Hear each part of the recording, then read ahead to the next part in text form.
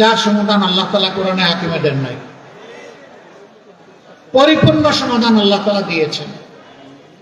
যতদিন মানব জাতি কোরআনের নেতৃত্ব দুনিয়ায় পেয়েছে, মানব জাতি ছিল সত্যিকার অর্থেই মানব জাতি, সম্মানের জাতি, পরস্পরের জন্য কল্যাণকামী, দুরাচারী, দুঃসাহসী, সীমালঙ্ঘনকারী ছিল না।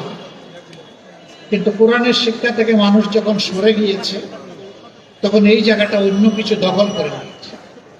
তখনই মানব সমাজে বিপর্যয় এবং অশান্তি নেমে এসেছে। এই বাংলাদেশ তার বাইরে নয়। এখানে শতকরা ৯১ মুসলমান আমরা বসবাস করি।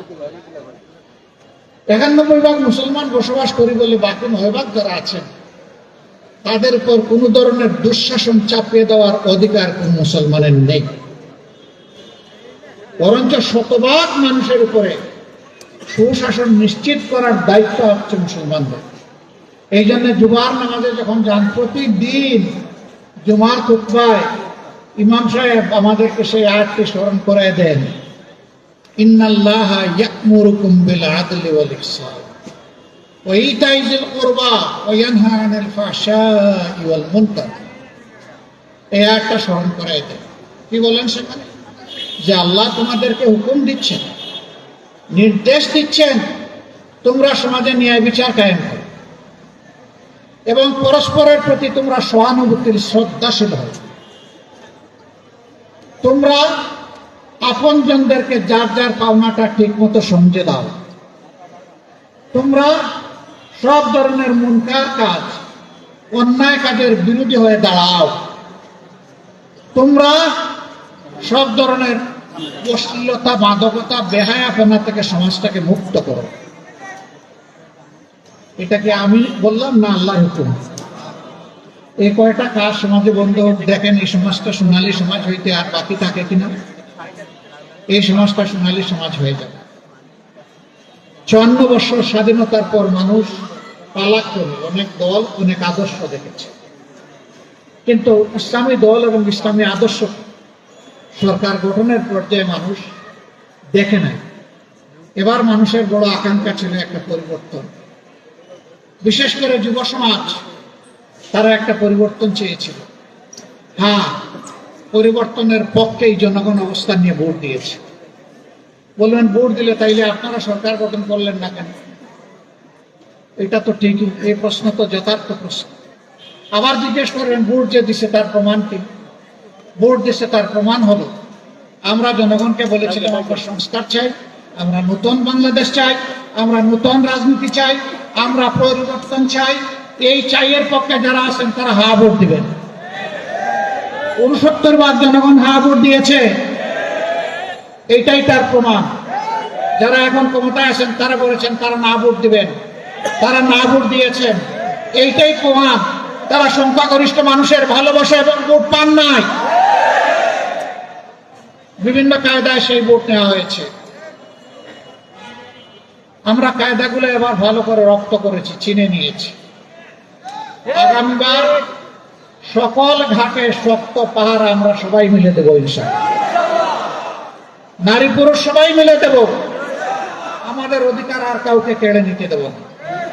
এবার প্রশ্ন করতে পারেন, আপনারা যদি তাই বিশ্বাস করেন তাহলে শপথ নিয়ে আপনারা আবার সংসদে গেলেন কেন? হ্যাঁ, আমরা আপনাদের ভোটের যেটুকু মর্যাদার স্বীকৃতি হয়েছে তার অমর্যাদা আমরা করতে পারি না। আমরা সংসদে গিয়ে আমাদের পক্ষে কথা বলবো না, ইনশাআল্লাহ জনগণের পক্ষে কথা বলবো এবং আপনাদের অধিকার আদায় করে ছাড়ার চেষ্টা করব। কিছু লক্ষণ ভালো, যে কেউ ভালো কাজ করে আমরা তাকে ধন্যবাদ দেব। আমরা সবার আগে বলেছিলাম আমাদের এমপি মন্ত্রী কেউ হলে সরকারি প্লট নিবে না, বিনা ট্যাক্সের গাড়ি আমরা চড়ব না। আলহামদুলিল্লাহ আমাদের রাস্তা ধরে সরকারি দল একই ঘোষণা দিয়েছে, তাদেরকে অভিনন্দন। আমরা বলেছিলাম প্রবাসের রেমিটেন্স যোদ্ধারা মারা যাওয়ার পরে তাদের লাশ নিয়ে টানাটানি ঠেলাঠেলি হবে না। আমরা সম্মানের সাথে রাষ্ট্রীয় দায়িত্ব এবং খরচে আমাদের ঘাড়ের উপর তাদের পবিত্র লাশ বাংলাদেশে নিয়ে আসব। বর্তমান সরকার একই ঘোষণা দিয়েছে, তাদেরকে অভিনন্দন। আমরা সরকারকে বলবো মানুষের সবচেয়ে বড় অধিকার, ভোটের অধিকার, এটা হরণ করা হয়েছে। আগামীতে এটা যেন হরণ করা না হয়। তারা যদি এইটা হরণের পথ থেকে সরে আসেন, আমরা তাদেরকে আরেকবার অভিনন্দন জানাবো। হ্যাঁ, জনগণের ভোটে তারা যদি 100 ভাগ ভোট পেয়ে নির্বাচিত হয়ে যান, তখনও তাদেরকে আমরা অভিনন্দন জানাবো। কিন্তু ইঞ্জিনিয়ারিং করে, কায়দা করে, ইলেকট্রিসিটি বন্ধ করে দিয়ে আপনাদের পাশে ঘটেছে, বাসন থেকে কারেন্ট বন্ধ করে দেওয়া হয়েছে, নয়সয় করা হয়েছে। আমরা এগুলো আর দেখতে চাই না। দেশের বহু জায়গায় গায়ের জোর খাটিয়ে আমাদের এজেন্টদেরকে বের করে দেওয়া হয়েছে। আমাদের এজেন্টরা রক্তের বিনিময়ে ভোট চায় নাই, এই জন্য তারা ছেড়ে দিয়ে চলে গেছে। আগামীতে মানুষের ভোটের অধিকারের পক্ষে জীবনের বিনিময়ে হলে আমরা দাঁড়িয়ে যাব ইনশাআল্লাহ। আপনারা দোয়া করবেন। অনেকে শরিয়ার শাসন শুনলে ভয় পায়। আমি বলি, আমরা যাকে আইন বলি, ইংলিশে তাকে ল বলে, আরবিতে তাকে শরিয়া বলে। তো আইন ছাড়া কি কোনো দেশ চলবে না? দেশের জন্য তো একটা আইন লাগবেই। সেই আইনটা হতে হবে সবচেয়ে ভালো আইন। সবচেয়ে ভালো আইন যখন হবে, তখন ভালো শাসন, সুশাসন দেশে আসে। আইন মন্দ থাকলে সুশাসন কখনো আসবে না। এই পবিত্র রমজানের মাসে আমরা সরকারি দলের প্রতি আরেকটা আহ্বান জানাই, কমপক্ষে চাঁদাবাজিটা বন্ধ করে। আরেকটা বড় অভিনন্দন জানাবো। কিন্তু যদি বন্ধ না করেন, আমরা জনগণকে সাথে নিয়ে প্রতিরোধ গড়ে তুলব ইনশাআল্লাহ। আমি আজকে ঘোষণা দিচ্ছি, এই 15 আসনে যারা চাঁদার জ্বালায় অতিষ্ঠ চাঁদা দিচ্ছেন, তারা দিবেন না, এখন থেকে অস্বীকার করা শুরু করেন। কোন জায়গায় বাধা দিলে আমাদেরকে ডাক দিবেন, আমরা এসে আপনাদের পাশে দাঁড়িয়ে যাব। সবাই মিলে আমরা একসাথে ফাইট করবো ইনশাআল্লাহ। শুরু করতে হবে আপনাদের জায়গা থেকে। নীরবে দিয়ে যদি স্বীকার না করেন, ভাই আমরা তো কিছু করতে পারবো। প্রতিরোধ, প্রথমে প্রতিবাদ, তারপরে প্রতিরোধ ইনশাআল্লাহ। আমরা এইভাবেই চালিয়ে যাব। সম্মানিত বন্ধুগণ, আমি কথা দিয়েছিলাম যে আমরা নির্বাচিত হলে এখানে সবাই মিলে পরামর্শ করে এই আসনের সমস্যাগুলো ইনশাআল্লাহ আমরা দূর করব।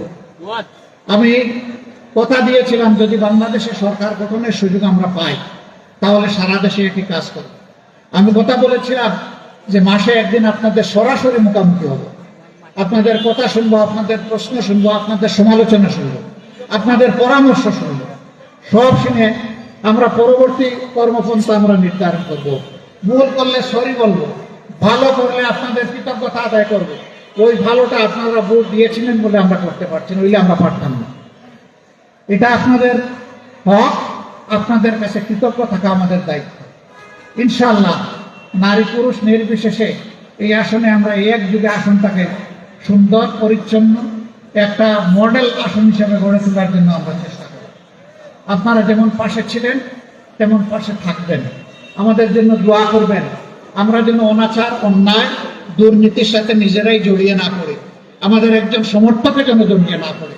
আল্লাহ যেন আমাদেরকে হেফাজত করেন। মানুষের আমানত যেন আমরা মানুষের ঘরে পৌঁছে দিতে পারি, সেই তৌফিক